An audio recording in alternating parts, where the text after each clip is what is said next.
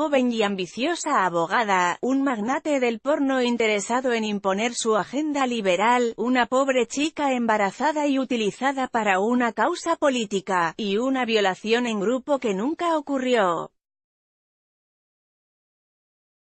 Estos elementos cimentan el derecho al aborto en los Estados Unidos, una conquista histórica que se ganó en 1973 en el Supremo de aquel país, y que desde la llegada de Donald Trump a la Casa Blanca se ve cada día más amenazada. La sociedad norteamericana, como otras tantas, está tremendamente dividida en esta cuestión. La fragmentación no es solo ideológica, sino también geográfica. Son los estados republicanos los que llevan años preparándose para tumbar la doctrina del alto tribunal que impuso que la mujer puede interrumpir libremente su embarazo en toda la nación al amparo de la Constitución, sin que un gobierno estatal se lo pueda impedir. Esta norma, emanada de una sentencia, no ha impedido que los estados más conservadores, regidos por el republicanismo, hayan aprobado leyes tratando de vetar este derecho. El último y más sonado ha sido Alabama, que ha saltado a las primeras páginas internacionales esta semana debido a un controvertido proyecto de ley que aspira a restringir el acceso al aborto prácticamente en todos los casos, incluida la violación, salvo cuando la vida de la madre corra peligro. Dicta incluso penas de prisión. Es la propuesta más dura elaborada en Estados Unidos en los últimos años, y eso que van unas pocas. Pero aunque esta ley tiene el visto bueno de las cámaras legislativas de Alabama y ha sido firmada por su gobernadora, Kay Bay, sus impulsores saben que no entrará en vigor ni dentro de 6 meses como dicta el procedimiento legislativo, ni en un futuro próximo. Estalla la guerra. El desafortunado comentario de Bisbala Orozco en La Voz Senior. Jesús Carmona: estamos de acuerdo en que debe fastidiar cuando ves una voz portentosa yéndose de tu lado, pero, David, ¿era necesaria tanta hostilidad y mala baba? Te has retratado. Hundo. Enlaces patrocinados, enlaces patrocinados, enlaces promovidos. No importa nuestra opinión personal sobre el aborto, todos sabemos que, al menos a corto plazo, este proyecto de ley no se podrá llevar a la práctica. Como ciudadanos de este gran país, siempre debemos respetar la autoridad de la Corte Suprema de los Estados Unidos, incluso cuando no estemos de acuerdo con sus decisiones. Este fragmento es parte de una declaración institucional de la gobernadora Bay, que reconoce que esta nueva legislación solo tiene un objetivo: desafiar la doctrina del alto tribunal estadounidense. En concreto, se refiere a una sentencia histórica de 1973 con la que esta corte estableció que el acceso al aborto debía estar garantizado en todo el país durante un plazo inicial, basándose en la enmienda 14 de la Constitución, que vela por el derecho a la privacidad de los ciudadanos, en este caso, de las mujeres. Esta resolución, diana de grupos pro vida y del sector más conservador del Partido Republicano desde que se emitió, dejó sin efecto todas las normas estatales que prohibían o dificultaban interrumpir el embarazo durante un plazo inicial de la gestación. El paradójico caso de Jane Roe. El fallo zanjaba una batalla judicial conocida como el caso Roe vs. Wade, iniciada en 1970, cuando una joven, víctima de una violación en grupo, demandó al estado de Texas, cuyas leyes le impedían poner término a su embarazo con garantías. Años de litigio acabaron llevando la situación de esta chica de 22 años, a la que se le bautizó públicamente con el seudónimo Jane Roe, hasta el Supremo, que le dio la razón en una medida que cambió para siempre Estados Unidos, la historia y los años. Sin embargo, se encargaron de desenmascarar a los protagonistas de esta hazaña judicial. Ni la mujer fue violada, ni pensó inicialmente en abortar. De hecho, tuvo a su hija y la dio en adopción, ya que la sentencia llegó mucho después de su parto. Fue el mayor error de mi vida, dijo tras varias décadas. Esta historia tiene muchos protagonistas, la mayoría femeninos. El nombre de una de ellas es Sarah Rachel Weddington, una joven abogada recién graduada en Derecho en 1970.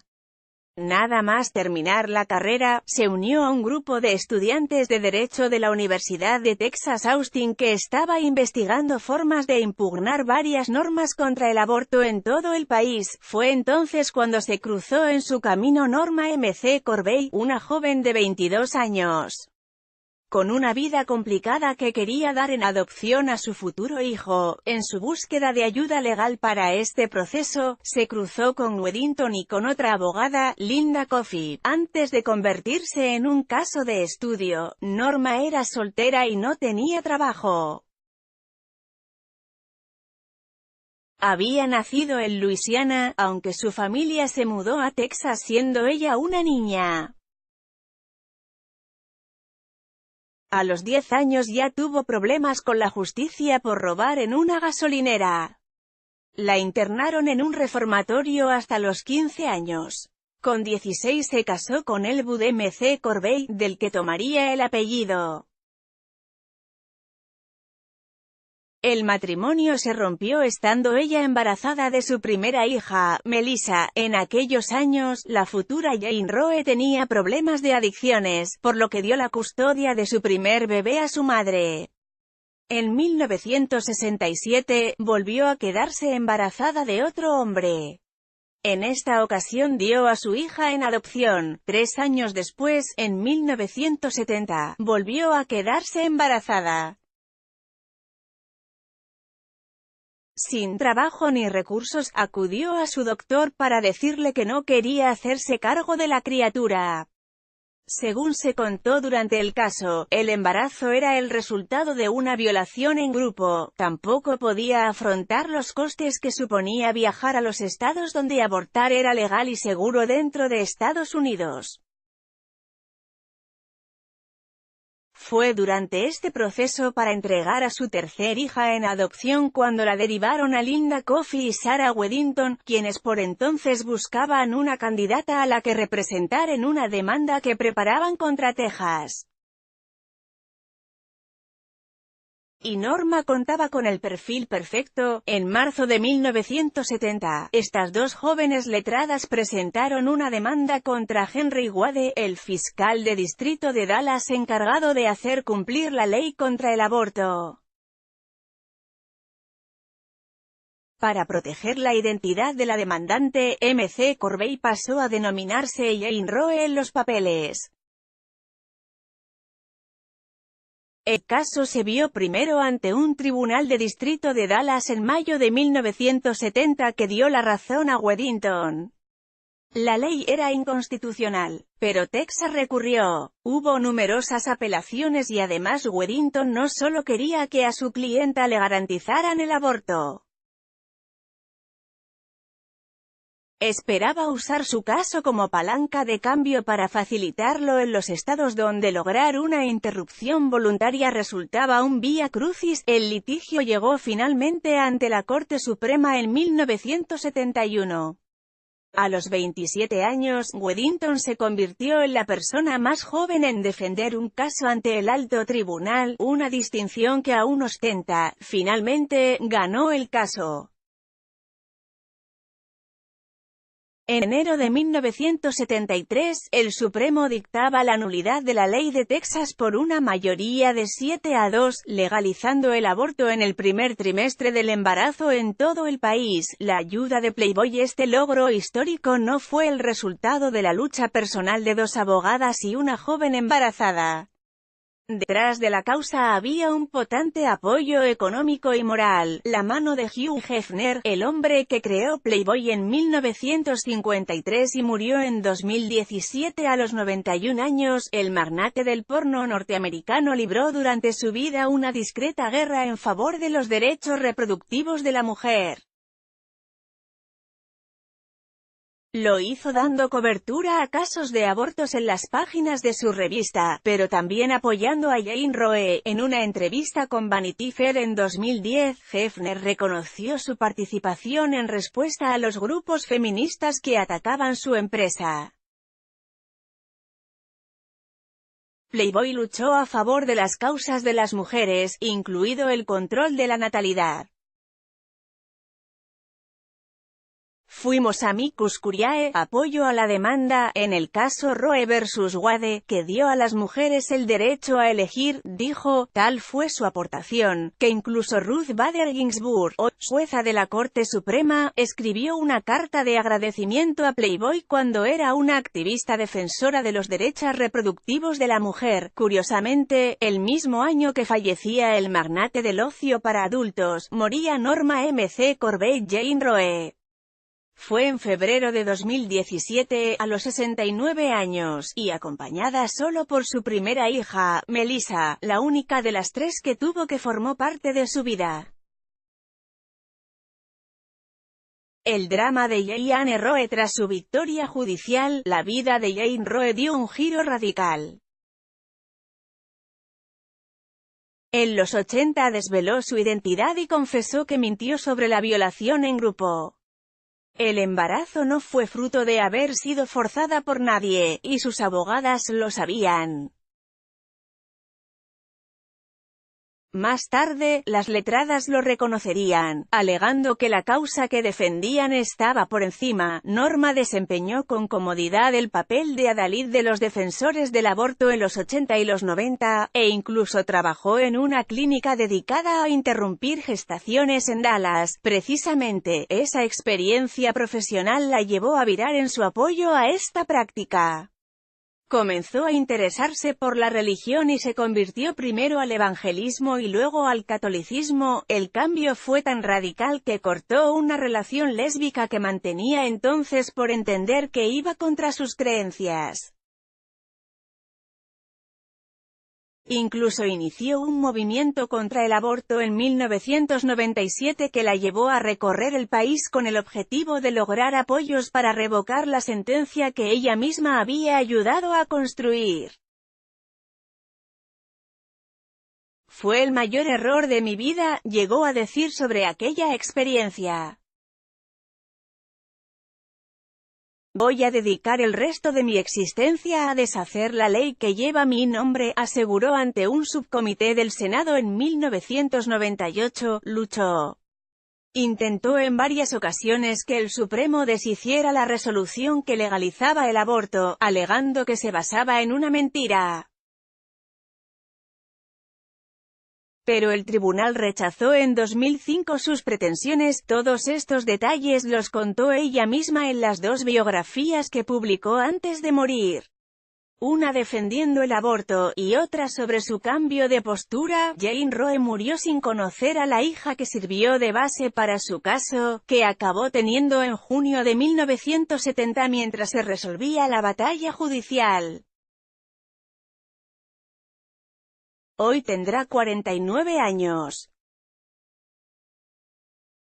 Su identidad nunca trascendió, ilegalizado en 22 estados volviendo ya al reto de Alabama. Si los grupos conservadores lograran su propósito de hacer que el Supremo se replantee la sentencia de 1973 y deje libertad a los estados para decidir si ilegalizan o no el aborto, terminaría con el país dividido otra vez casi a la mitad. Creemos que hay 22 estados que probablemente prohibirán el aborto sin el fallo de Roe, señala Amy Mirik, abogada del Centro de Derechos Reproductivos, organización proclive al derecho al aborto. A su juicio, el nivel de amenaza es muy alto ahora, con Donald Trump en la Casa Blanca. La postura del magnate es pro vida y, de hecho, su intención es ir colocando en el Supremo a jueces dispuestos a revisar la doctrina de 1973 como Brett Kavanaugh, el segundo miembro del tribunal nombrado por el presidente el pasado año en sustitución de otro magistrado, Anthony Kennedy. Este último mantuvo una posición intermedia en pronunciamientos sobre el aborto, situándose junto a los conservadores para defender algunas restricciones en el acceso a esta práctica, pero volviendo junto a los liberales en casos clave, para garantizar la doctrina Roe vs. Wade. Con este panorama más favorable en el alto tribunal, los contrarios al aborto están acelerando su ofensiva contra la sentencia de 1973. La ley de Alabama es un paso más, según un análisis realizado por el Instituto Guttmacher, un grupo de expertos en derechos reproductivos. 19 estados adoptaron 63 nuevas restricciones a los derechos y el acceso al aborto en 2018. En el mismo periodo, 21 estados adoptaron 58 medidas destinadas a ampliar el acceso a esta prestación, recoge la NPR. Algunos como Luisiana, Mississippi y Dakota del Norte tienen incluso leyes en la recámara, a la espera de que la doctrina del Supremo decaiga. La prohibición entonces sería automática. Pese a todo, el alto tribunal elige qué casos trata, y no hay ninguna garantía de que los jueces vayan a entrar a abordar la norma de Alabama o la de otro estado republicano. Posiblemente, antes de este trámite, algún juez federal paralice la ley mientras se batalla el caso por las demandas de organizaciones de derechos civiles. Habrá recursos y apelaciones, años, pero mientras el veto al aborto no estará en vigor. Este es el procedimiento habitual según los expertos que estos días opinan en los medios norteamericanos. Alabama tendrá aborto. Hay casi 50 años de precedentes que dicen que esta ley es inconstitucional, dijo el miércoles a la CNN Elizabeth Smith, asesora principal de política estatal y defensa del Centro de Derechos Reproductivos. Desde la inauguración de Trump en 2017, otros 6 estados, Georgia, Ohio, Mississippi, Kentucky, Iowa y Dakota del Norte, han aprobado leyes que prohíben los abortos cuando se puede detectar un latido fetal, que se produce a las 6 semanas. Según el analista de la CNN Joan Biskupic, ni una sola de esas recientes restricciones está vigente en este momento. El tiempo y los tribunales irán decidiendo si este derecho se mantiene en los Estados Unidos de Trump. Mientras, los datos indican que el caso de Norma propició una mejora en las cifras de abortos. Los datos oficiales muestran que actualmente la tendencia es a la baja desde que salió la sentencia de Roe vs. Wade. En 2015, año de los últimos datos publicados, se reportaron un total de 638.169 intervenciones, lo que supone una disminución del 2% con respecto a los 652.639 de 2014.